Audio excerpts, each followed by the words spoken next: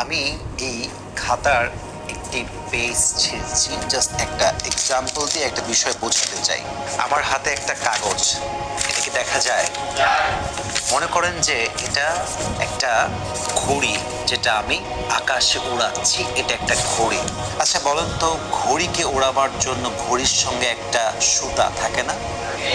এই সুতা আমার হাতে কন্ট্রোলে আছে। ঘড়ি যাচ্ছে তো যাচ্ছে, উড়ছে তো উড়ছে। ঘড়ি কিন্তু একদম আকাশকে ছুঁই ছুঁই ভাব, মহাকাশকে সে ছুঁয়ে ফেলে এমন একটা ভাইব এসে আছে। অনেক অনেক দূর সে উড়ে পৌঁছে গিয়েছে, কিন্তু ঘড়িটা স্টিল আমার কন্ট্রোলে আছে, কারণ ঘড়ির সুতা আমার হাতে আছে, ঘড়ির লাটাইটা আমার হাতে আছে, ঘড়ির কন্ট্রোলটা আমার হাতে এখনো আছে। ঘড়ি যদি উঠতে উঠতে দাবি করে যে তুমি আমাকে বেঁধে রেখেছো কেন, আমি উঠতে চাই, আমি স্বাধীনভাবে উঠতে চাই, তুমি তোমার হাতের সুতাটা কেটে দাও। আমি যদি এখন ঘড়ির যে সুতাটা আছে, স্ট্রিংটা আছে, এটাকে কেটে দেই দাঁত দিয়ে কিংবা কেচে দিয়ে, ঘড়ি কিন্তু আকাশে উঠবে। কতক্ষণ পর্যন্ত উঠবে? যতক্ষণ পর্যন্ত বাতাস প্রবাহিত হবে। বাতাসের স্রোত যখন পাল্টে যাবে, দেখবেন ঘড়িটা, যখন কোনো ঘড়ির সুতা ছিঁড়ে যায়, দেখবেন ঘড়িটা আকাশে উঠতে উঠতে উঠতে উঠতে একটা লেভেলে গিয়ে নিচে পড়ে যায়। এবং এই ঘড়িকে ধরার জন্য আশেপাশের মানুষগুলো, বাচ্চাগুলো, যুবকগুলো হুমড়ি খেয়ে পড়ে। যে যেমন ভাবে পারে কেড়ে নেয়, কেউ ছিঁড়ে দেয়। ঘড়িটা যখনই নিচে পড়ে যায়, বাস সেই মুহূর্তে ঘড়ির হায়াত শেষ, ঘড়ি শেষ হয়ে গেল, ঘড়ি নষ্ট হয়ে গেল। কারণ কি? আপনি ঘড়ির কন্ট্রোলটা ছেড়ে দিয়েছেন, ঘড়ির সুতাটা আপনি ছেড়ে দিয়েছেন।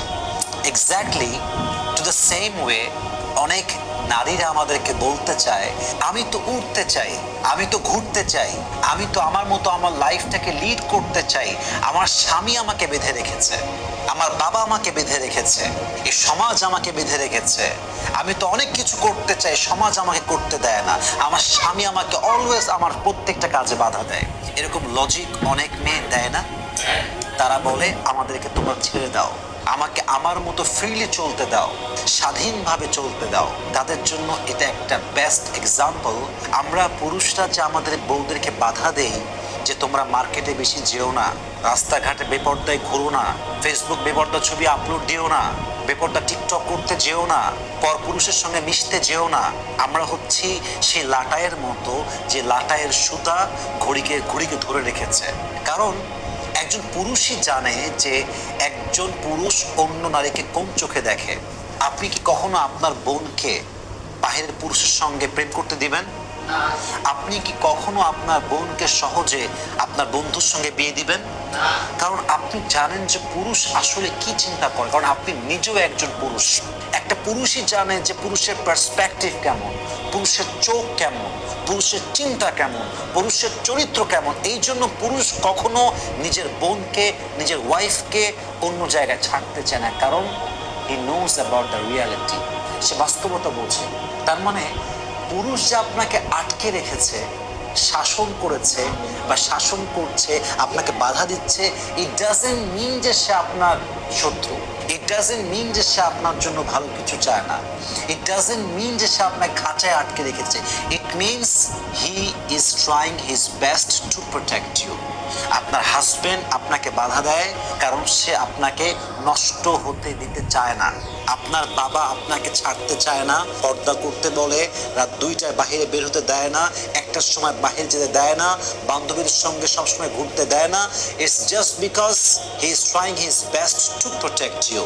একজন যুবক যখন ঘুড়ি উড়ায়, ঘড়ির সুতা সে কন্ট্রোলে এই জন্য রাখে যে ঘড়ির সুতা উড়ে গেলেই আমার ঘড়ি হাত ছাড়া শুধু হবে না, ঘড়িটাও শেষ হয়ে যাবে, ঘড়িটাও ছিঁড়ে বুড়ে ছারখার হয়ে যাবে।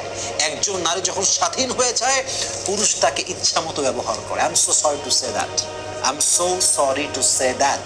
আপনি বাস্তবিক সমাজের অবস্থা পর্যবেক্ষণ করেন, যেই মেয়েদেরকে বাবা মা শাসন করে না, বাবা দেখে না, এই মেয়েগুলো বয়ফ্রেন্ডের সঙ্গে যা মন চায় করে বেড়ায়, যেখানে মন চায় যায়। কারণ বাপ মা এদেরকে শাসন করে না, মা এদেরকে মানুষ করতে পারে নাই। এবং এই মেয়েটা যে শুধু নষ্ট হয়েছে তা নয়, এই মেয়েকে যে বিয়ে করবে তার জীবনটা নষ্ট। একটা মেয়ে যে অপবিত্র, যে চরিত্রহীন, তাকে যখন কোনো যুবক পছন্দ করবে পবিত্র হিসেবে, সে বিয়ের পর ধোঁকা খাবে না? সে চিট হবে না? কারণ সে তো ভেবেছে ভালো মেয়ে বিয়ে করেছি, সে তাই ভাববে। তো এই মেয়েকে যে বাবা মা কন্ট্রোল করে নাই, সুদা ছেড়ে দিয়েছে, কেটে দিয়েছে, মেয়ে যা মন চাই করছে, এই মেয়েটার জন্য একটা প্রজন্ম নষ্ট হয়ে গেল, সংসার নষ্ট হয়ে গেল, সন্তান নষ্ট হয়ে গেল। এই জন্য প্রত্যেকটা মেয়েকে আমি বিনয়ের সঙ্গে আবদার করে বলবো, প্রিয় বোন আমার, আমরা যে আপনাদেরকে বাধা দেই, পর্দা করতে বলি, টিকটক করতে মানা করি, বেপর্দায় চলতে মানা করি, বেপর্দায় আপনার দেহকে প্রদর্শন করতে মানা করি, বিভিন্ন কাজে আপনার বাবা বাধা দেয়, আপনার ভাই বাধা দেয়, it's not because we are trying to stop you, it's just because we are trying to protect you. কারণ আমরা জানি সমাজে কি চলছে, আমরা জানি পুরুষের চোখটা আসলে কেমন, আমরা বুঝি পুরুষ কি চিন্তা করে, আমরা বুঝি পুরুষ কি করতে পারে, আমরা জানি পুরুষের চরিত্র কেমন হয়, কারণ আমরাও তো পুরুষ, আমরা তো পুরুষ জাতি। অতএব আপনাকে আপনার স্বামী শাসন করে মানে স্বামীকে আপনার প্রতিপক্ষ ভাববেন না।